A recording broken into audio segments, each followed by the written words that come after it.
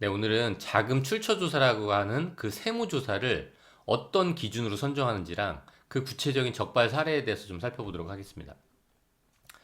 우선 이게 2018년 8월 29일, 얼마 전에 국세청에서 보도자료로 나온 건데요. 편법 증여 등 부동산 거래 탈세 혐의자 360명 세무조사 착수. 일단 이 360명이라는 숫자가 많아 보이시나요? 제가 보기엔 사실 많은 숫자가 아니거든요. 편법 증여를 하는 분들 중에 360명은 그렇게 많은 숫자는 아니거든요. 그럼 도대체 어떤 기준으로 이렇게 소수가 선정될까요? 국세청도 인력의 한계가 있기 때문에 특정 포커스를 맞춰서 조사 대상을 선정할 수밖에 없거든요. 어떤 유형들이 있는지에 대해서 한번 보도록 하겠습니다. 어떤 기준으로 선정했는지. 세무조사 대상자의 선정하고 주 유형이래요. 일단 선정 기준 보면 뭐 이런 인프라를 이용해서 고가 아파트를 취득한 자, 그리고 그 구성원의 재산 변동들을 분석해서 본대요. 그죠? 취득자라는 거죠. 결국 고가 아파트 과열지구, 과열지역의 부동산 취득자가 중심이 되겠죠. 그들을 개인별로 수년간의 자산 증가와 그 증가된 자금의 원천을 비교해 보는 거예요. 이 밸런스가 심하게 깨진 분들을 위주로 선정하겠죠. 그리고 또 어떤 대상이냐면 부동산 거래 과열 지역 등의 고가 아파트, 아까랑 똑같네요. 그거나 분양권 취득자 중에서 그 중에서 연소자, 어린 사람들이나 다주택 취득자를 중점적으로 선정한다는 거예요. 조금 더 포커스가 맞춰져 있죠? 어딘가로. 그리고 또 하나는 고액의 금융재산 보유자 중에서도 조사 대상을 선정했대요. 근데 우리나라에 고액의 금융재산 보유자가 얼마나 많을까요? 사실 10억 이상 금융재산 보유자 많죠. 사업을 하다 보면 개인 사업자로 운영하다 보면 10억 이상인 분들 상당히 많거든요. 그런 분들이 다 선정 대상이 되는 게 아니라 그 중에서도 예금이나 주식 보유자로서 미성년자에 포커스를 맞춘 거죠. 예금은. 그러니까 실제로 이제 적발 사례를 한번 볼게요. 어떻게 해서 적발되는지. 그래서 보면 이분이 지금 적발된 거죠. 서울 소재의 고가 아파트를 취득했어요. 그렇죠? 아파트를 취득했네요. 결국 아파트를 취득한 걸 기준으로 이렇게 자금 출처를 쫓아가 본 거잖아요. 쫓아가 보다 보니까 자금 출처를 보다 보니까 연금 수익이 발생한 거예요. 제가 지난번 영상에서 말씀드렸지만 굳이 연금을 아버지가 자녀를 위해서 납입할 때 과세하지 않는다니까요. 이 연금이 이자까지 붙어서 자녀한테 왔을 때 과세해도 늦지 않잖아요. 더 쉽게 과세할 수 있잖아요. 그리고 이 부동산을 이미 취득했는데 그 취득 자금을 소명하지 못하면 아무리 잘 숨겨서 계좌이체가 아니라 수차례 현금 증여를 했대요. 이게 어떤 걸로 파악되는 거냐면 아까 보셨던 것 중에 하나가 이 아버지의 재산 변동도 같이 본다는 거예요.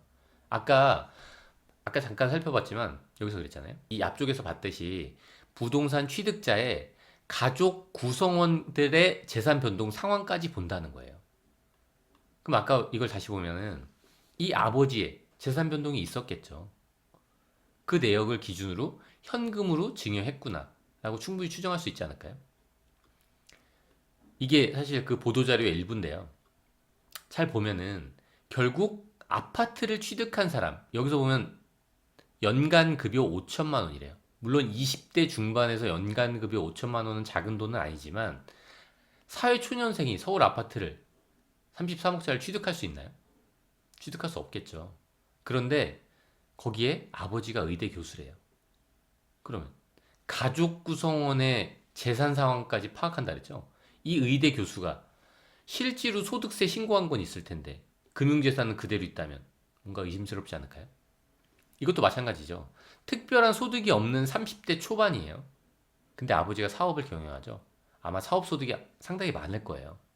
그렇죠? 그 기준의 사업 소득이 모아져야 되는데 모이지 않고 오히려 재산이 줄어든다면 아버지의 재산이 이렇게 같다고 추정할 수 있지 않을까요? 아들한테. 다른 사례를 좀 보면은 이분도 마찬가지죠. 서울 소재의 부동산을 취득한 거예요. 이 취득에 따른 자금 출처를 한번 보다 보니까 이건 더 안 좋은 거죠. 차라리 증여받은 게 낫지. 이거 어머니한테 차라리 현금 증여받으면 그게 더 나아요. 아니, 그게 더 낫다는 의미가 아니라 결국 그게 세금이 덜 과세된다는 거죠. 증여세가 우리가 높다고는 하지만 어쨌든 1억까지 10%잖아요. 5억까지 20%고. 그러니까 그렇게 해서 5억을 받았다고 하면 최대 한계세율이 20%밖에 안 될 텐데 지금 사업소득 매출 누락이 걸리면 어떻게 될까요? 여기 보면 소득세가 추징된다고 그랬죠? 만약에 이 사업장이 현금 영수증 의무 발행 사업장이었다. 그럼 만약에 여기서 5억이란 자금 출처를 소명했다면 이 5억 과세되면 얼마 과세될까요? 6억 내야 되겠죠? 소득세만. 그리고 과태료만. 해도 그렇게 많이 낸다는 거예요. 차라리 20% 10% 내고 말지. 그러니까 이게 이 자금 출처를 확인하는 과정에서 이게 걸린 거예요. 그 통장을 잘못 제출했다가 걸렸을 수도 있겠죠. 그리고 임대소득이 누락된 것도 걸릴 수 있는 거고 이것도 소득세도 과세되고 증여세는 어떻게 과세되냐면 당연히 여기서도 증여세 과세될 거예요. 오히려 아마 이걸 더 부과시키고 싶었을 수도 있어요. 이 사람들은. 왜냐면 이게 더 세금이 적을 테니까. 괜히 사업장으로 가서 사업장의 매출 누락은 더 큰일이 생기거든요. 근데 만약에 여기서만 증여가 있다고 하더라도 이 상태에서는 부부가 사이좋게 공동으로 취득했어요. 그러려면 자금이 또 오고 가야 되거든요. 내가 20억짜리를 취득한다면 내가 자금이 20억 있어서 취득한다면 자금이 이쪽으로 갈 수밖에 없잖아요. 10억. 그럼 6억 한도잖아요. 배우자 관계 6억 한다니까 그 이상은 다 증여세로 과세된다는 거예요. 그리고 지금 위에 있는 사례를 보면요. 소득원이 없대요. 소득원 없이 고가주택 두 채를 45억에 취득했대요. 대출 20억. 총 25억의 취득 자금이 발생했는데 사업을 영위하는 배우자로부터 증여받았다고 보고서 이거 증여세를 과세한 거예요. 이게 25억에서 6억 뺀다고 쳐도 상당히 많은 금액이 증여세로 과세되겠죠. 그러니까 이 두 번째 사례처럼 이 법인 대표자랑 배우자랑 공동 명의로 또 어떻게 했죠? 아파트를 취득한 거예요. 이것 때문에 자금 출처 조사를 하다 보니까 이 법인 대표자한테 돈이 나왔거든요. 근데 급여 이상의 돈인 거예요. 그럼 이 돈이 어디서 나왔을까요? 이 법인한테서 나왔을 가능성이 크다는 거죠. 그럼 이것도 조사 대상이 되겠죠. 이러면 어떻게 될까요? 이거는 증여세 차라리 내고 마는 게 낫지. 세무조사가 법인까지 확대돼서 더 큰 문제가 발생하겠죠. 그 다음 사례가 그거거든요. 이 분들이 분명 이렇게 주택이랑 부동산을 다수 취득했어요. 취득 자금을 보다 보니까 법인까지 간 거죠. 취득 자금. 취득 자금이 어디 갔지? 이분들은 이분들 자녀거든요. 이분의 자녀인데 이 자녀들의 취득 자금을 보다 보니까 아버지한테 나왔어요. 근데 아버지도 소득원이 불분명한데 이 돈이 어디서 났을까요? 그걸 보다 보니까 주주로 있는 기획부동산이 나온 거죠. 이 자금 또한 마찬가지예요. 여기서 정당하게 자금을 가져왔을까요? 법인에서? 그렇지 않다는 거죠. 부당하게 자금을 유출했을 거예요. 여기서 어떻게 유출했다 했죠? 가공경비를 계상함으로써 이렇게 유출된 거예요.